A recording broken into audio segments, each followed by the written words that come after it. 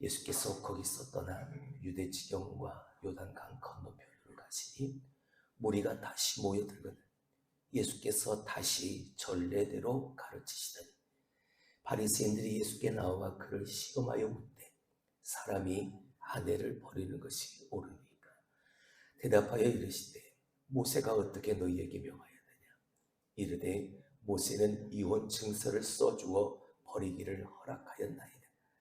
예수께서 그들에게 이르시되 너희 마음이 완악함으로 말미암아 이 명령을 기록하였거니와 창조 때부터 사람을 남자와 여자로 지으셨으니 이러므로 사람이 그 부모를 떠나서 그 둘이 한 몸이 될지니라. 이런즉 이제 둘이 아니요 한 몸이 그러므로 하나님이 짝지어 주신 것을 사람이 나누지 못할지니라 하시더라. 집에서 제자들이 다시 이 일을 물으니 이르시되 누구든지 그 아내를 버리고 다른 데에 장가드는 자는 본처에게 간음을 행하며 또 아내가 남편을 버리고 다른 데로 시집가면 간음을 행함이니라. 사람들이 예수께서 만져주심을 바라고 어린아이를 데리고 오매 제자들이 꾸짖거늘 예수께서 보시고 노하시어 이르시되 어린아이들이 내게 오는 것을 용납하고 금하지 말라. 하나님의 나라가 이런 자의 것이니라. 내가 진실로 너희에게 이르노니 누구든지 하나님의 나라를 어린아이와 같이 받들지 않는 자는 결단코 그곳에 들어가지 못하리라 하시고 그 어린아이들을 안고 그들 위에 안수하시고 축복하시니라. 아멘. 출산율이 1%도 되어지지 않는 때가 벌써 한참 되어졌죠. 오래전부터 1인당 아이를 낳는 비율이 한 명이 되지 않는 때가 벌써 오래되었습니다. 그리고 시간이 지날수록 이혼율은 더 높아지고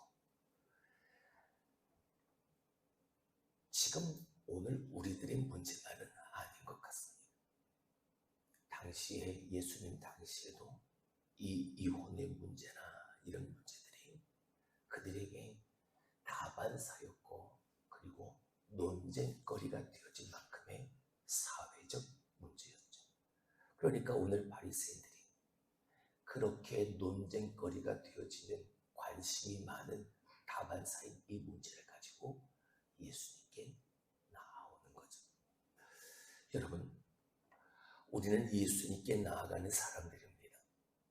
예수님께 나아가는 우리의 삶에 내가 무슨 마음을 먹고 어떤 생각을 가지고 예수님께 나아가는지는 확실해야 합니다. 문제가 되어지고 논쟁거리가 되어지고 하는 것을 예수님 앞에 가지고 나아가서 그것에 대한 답을 얻고 그것에 대한 깨달음을 얻고 그것에 대한 진리를 다시 회복하는 것이 그게 목적이라면 그건 아무 문제가 되어지지 않습니다. 왜요?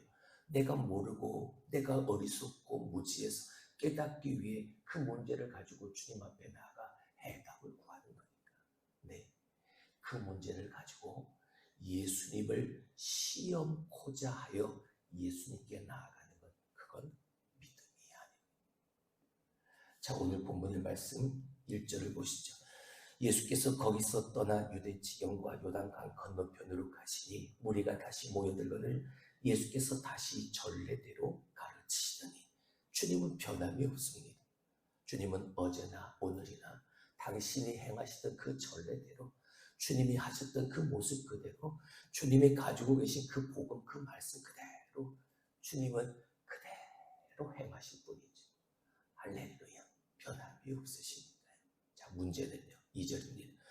바리새인들이 예수께 나와 그를 시험하여 묻되 문제는 여기서부터 시작이 되었습니다. 바리새인들은 잘못된 그릇된 메시아의 사상을 가지고 있었죠. 모든 유대인들이 다 그랬습니다. 주님을 따르던 제자들 역시도 그 그릇된 메시아 사상에서 자유하지 못했지. 그래서 예수님과 같이 길을 걸어가면서도 예수님과 같은 길을 걷지 못했던 그들의 모습을 보였지 않습니까? 주님은 자기의 십자가를 지고 그 십자가의 죽음을 통해서 그리고 다시 사심을 통해서 세상의 구원을 주러 오셨건만 유대인들이 생각하는 메시아, 우리의 메시아는 정치적 군사적 메시아가 되어서 이 로마의 압제로부터 우리를 완전하게 자유케 하신, 로마를 무너뜨리시고 우리를 승리케 하신 정치 군사적 메시아의 사상을 가지고 있다. 그리고 그걸 온전히 내려놓지 못했던, 범위와 한계를 벗어나지 못했던 유대인들의 전통, 장로들의 전통, 너무나도 내게 익숙한 덫에 걸려서 그것을 깨닫지도 그리고 이해하지도 받아들이지도 못하는 유대인들과 그리고 제자들의 모습. 네, 바리새인들, 서기관들, 누구보다도 더 율법을 잘 알고 모세의 법을 통해서 저들의 삶에 실천해 간다라고 세상 사람들에게 보이며 자랑하는 유대인, 그 중에서도 바리새인, 서기관, 그들이 메시아, 예수, 그리스도 그 앞에 나올 때 주님이 오늘도 그들에게 들려주시는 말씀을 통한 진정한 깨달음, 그래, 예수는 그리스도요 살아계신 하나님의 아들로서 이 땅에 우리에게 십자가의 죽으심과 부활하심으로 말미암아 진정한 구원을 우리에게 베풀어 오신 진정한 메시아다. 이게 아니에요. 자기들의 생각과 다르고 사상과 다른 엉뚱한 곳에서 엉뚱한 일만 행하고 있는 그 예수님을 뭐하고자? 시험하고자. 익숙함의 덫을 떨어내지 못하고 내 범위와 한계를 넘어서지 못하는 저들에게 주님은 계속해서 그 익숙함의 덫을 버리고 거기서부터 벗어나서 한계와 범위를 초월해 예수님께서 말씀하시는 그 본래의 의미, 본래의 목적, 본질, 그 원칙을 기억하고 생각하고 따르는 그 참된 제자들, 참된 그리스도의 하나님의 백성들, 주님은 그런 자들이 되기를 원하셨다. 오늘도 여전히 바리새인들은, 서기관들은 그 하나의 문제를 가지고 지금 세상 사람들 속에서 다반사로 일어나고 있고 논쟁거리가 되어지는 그 문제를 가지고 예수님께 나와 예수님을 시험하고자 하는, 그를 시험하여 묻되 사람이 아내를 버리는 것이 옳으니까. 자, 이 말이라는 것이 진짜 이게 어떻게 말하느냐에 따라서 사람들이 느끼고 생각하는 방향을 완전히 바꿔놓습니다. 오늘 이 바리새인들이 뭐라고 말합니까? 자신의 생각 그대로를 말하는 거죠. 이혼을 말하는 게 아니라 뭘 말합니까? 사람이 여자를, 아내를 뭐하는 것? 버리는 것이 이게 옳으니까 이걸 묻는 거예요. 그러니까 사람들, 당시 유대인들, 이 바리새인들, 서기관들 다 통틀어서 이들의 생각 속에 이혼이라는 것이 뭐라고요? 아내를 버리는 것으로, 그걸 마땅한 것으로, 그게 옳은 것으로 생각하고 있었다. 자, 주님이 말씀합니다. 대답하여 이르시되 모세가 어떻게 너희에게 명하였느냐. 그들이 잘 알고 있는 모세의 율법을 말씀하시고 모세가 어떻게 말했느냐. 자, 4절을 보죠. 이르되 모세는 이혼 증서를 써주어 버리기를 허락하였나이다. 무슨 말입니까? 모세는 그러라고 했습니다. 모세는 이혼을 허락했습니다. 뭐 하면서? 이혼 증서를 써주면서 그 이혼을 허락하라고 법으로 모세의 율법에 그렇게 말씀했습니다. 자, 이들이 지금 보고 있는 건 무엇입니까? 그들이 지금 말하고 있는 것은 무엇입니까? 그들의 생각이요, 그들의 사고 방식이요, 그들의 생활 방식이었습니다. 내가 지금까지 살아온 삶의 모습 그대로를 가지고 예수님을 시험하고자 하여 예수님에게 지금 그걸 묻고 있는 거예요. 모세의 법에는 모세는 그걸 허락했습니다. 자, 주님이 가장 중요한 진리를 그들에게 말씀하십니다. 5절을 봅니다. 예수께서 그들에게 이르시되 너희 마음이 완악함으로 말미암아 이 명령을 기록하였거니와. 뭡니까? 지금 예수님이 말씀하시는 모세가 그렇게 이혼 증서를 써 주어서 그것을 허락한 것처럼 그렇게 기록해 놓고 그렇게 말한 분명한 이유는 너희의 무엇 때문이라? 완악함. 너희의 마음의 완악함 때문이라. 그 마음의 완악함의 표시가 어떻게 드러났습니까?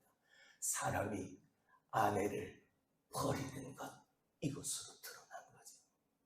내 마음속에 있는 완악함이요, 내가 하고 싶은 대로, 내가 생각한 대로 하고자 하는 인간의 그 타락한 심령, 그 마음가짐, 이 사람의 마음의 완악함으로 말미암아 모세가 그렇게 한 것이라고.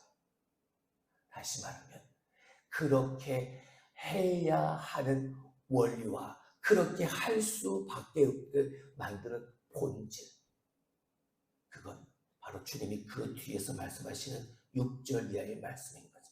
한번 보실까요? 창조 때부터 사람을 남자와 여자로 지으셨으니 이러므로 사람이 그 부모를 떠나서 그 둘이 한 몸이 될지니라. 이러한즉 이제 둘이 아니요 한 몸이, 그러므로 하나님이 짝지어 주신 것을 사람이 나누지 못할지니라. 사람이 아내를 버리는 것이 옳습니까? 거기에 대한 답을 정확하게 아니다, 그렇다라고 말씀하지 않으십니다. 왜요?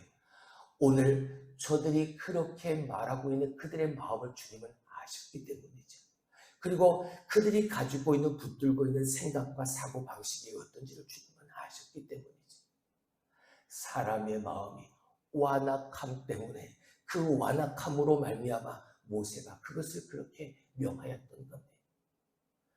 사람이 아내를 버리는 것.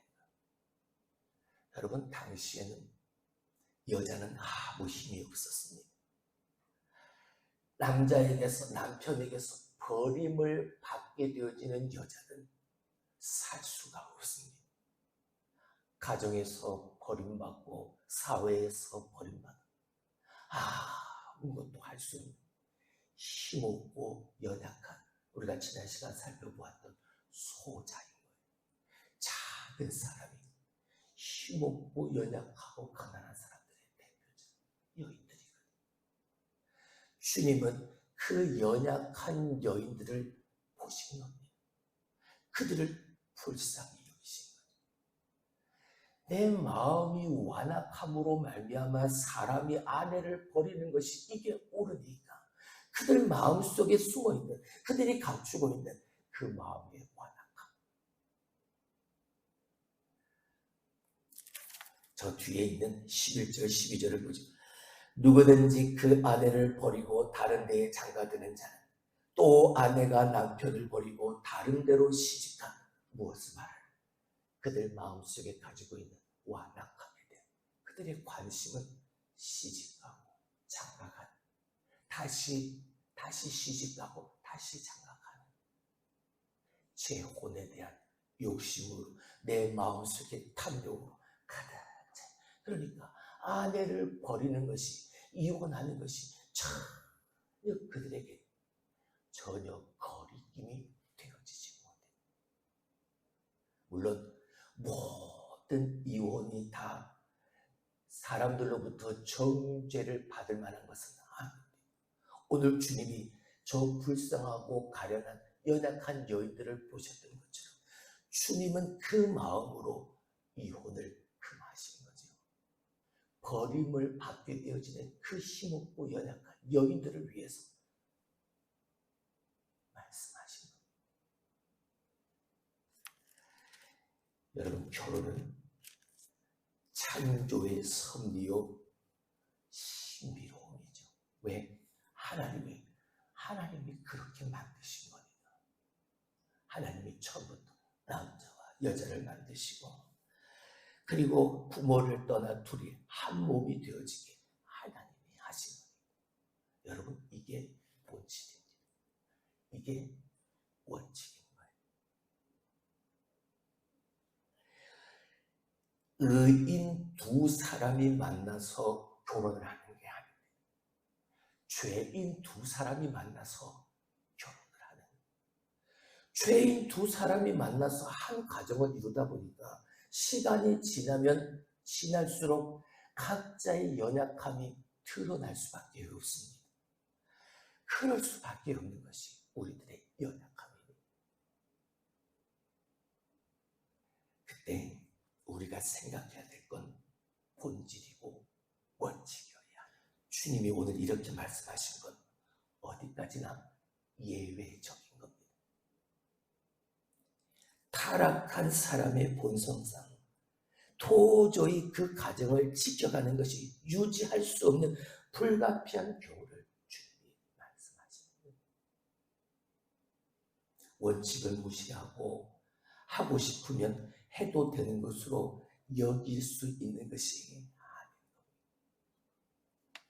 예수님은 남자가 아내를 버리거나 아내가 남편을 버리고 다른 데로 시집가는 걸 뭐라고 말씀하십니까?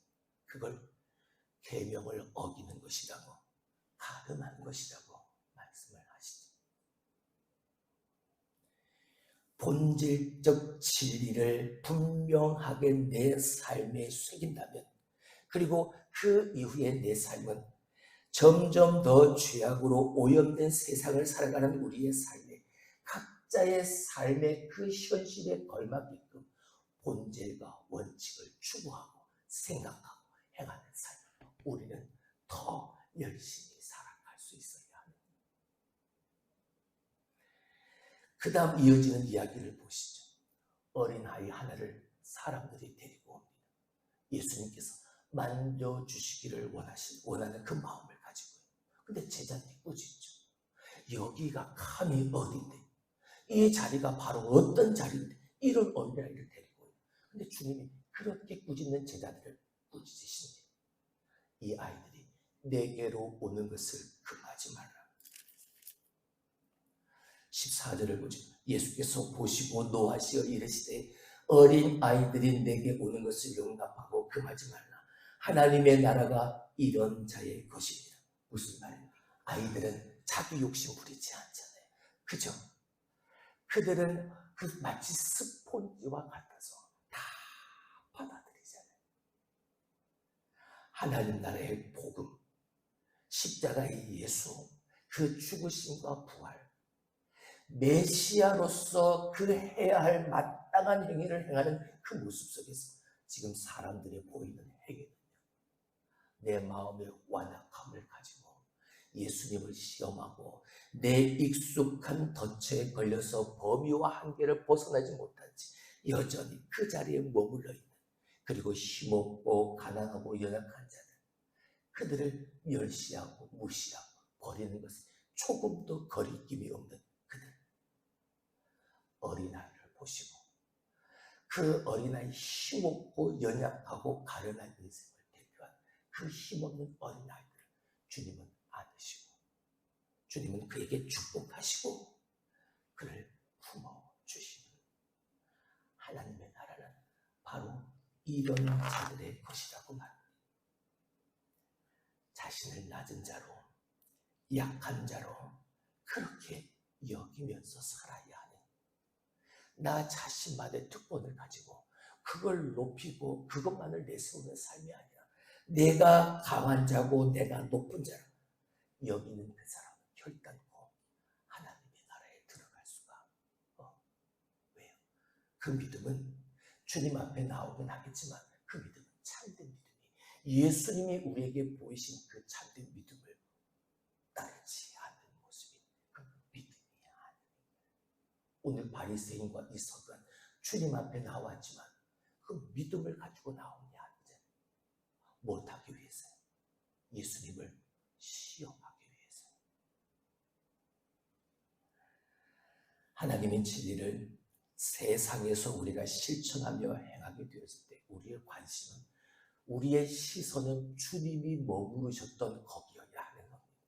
주님이 바라보는 그것이 우리의 시선이 머물러야 할 것이고, 주님이 오늘도 손과 발로 움직이고 행하시고 말하신 그 모든 것이 우리가 오늘 행하고 바라봐야 할 우리가 말해야 될 바로 머물러야 할 그 자리입니다.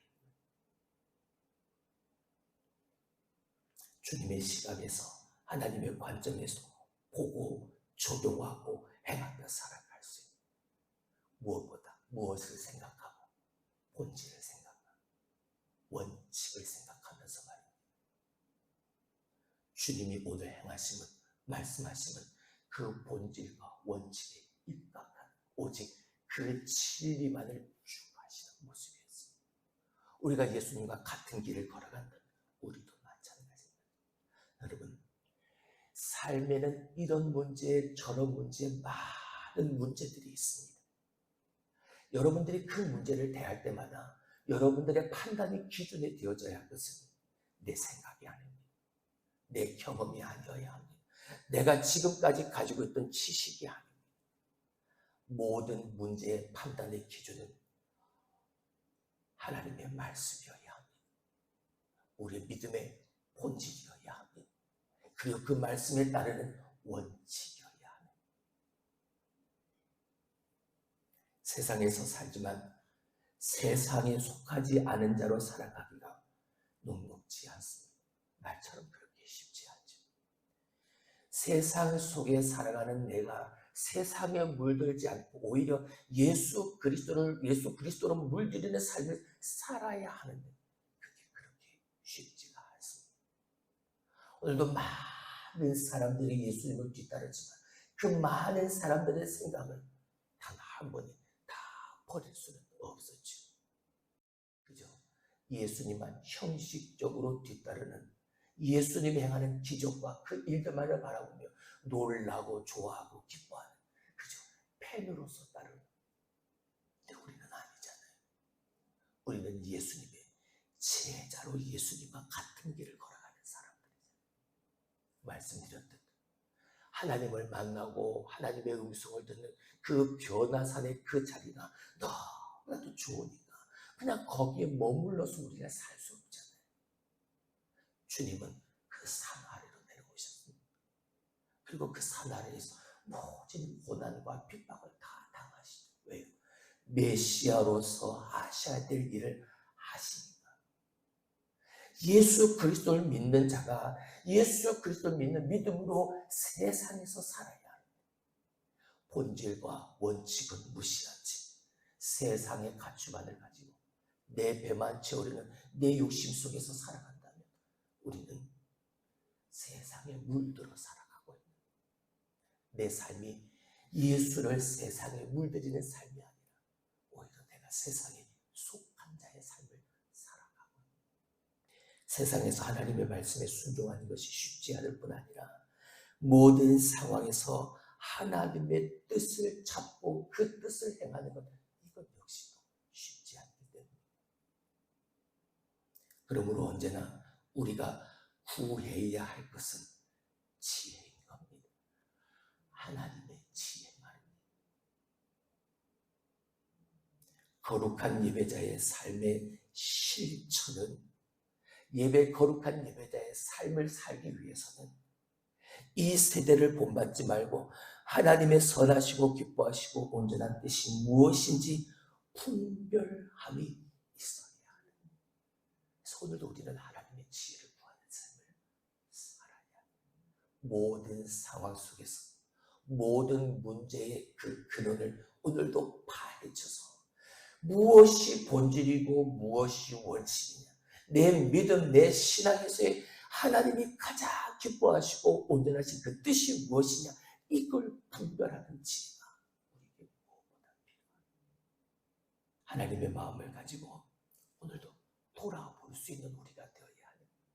오늘 주님의 이 말씀은, 오늘 그만의 이 말씀은 저 연약하고 힘없는 여인들을 향한 말씀인 것이고, 오늘도 주님 앞에 찾아 나와 주님이 만져주시기를 원하며 데리고 온 그 어린아이에게 머물렀던 주님의 그 마음을 회복하는 것이 우리에게 필요합니다.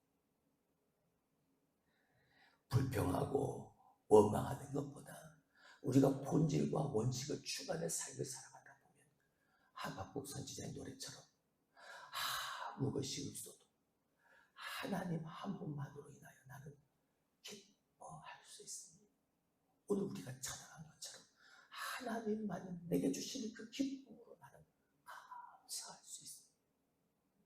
여러분, 이게 정말 멋진 하나님이 기뻐하시는 세상을 살아가는 참된 그리스도인의 모습 아니겠는지, 여러분들의 삶의 모습이기를 주님의 이름으로 축원합니다.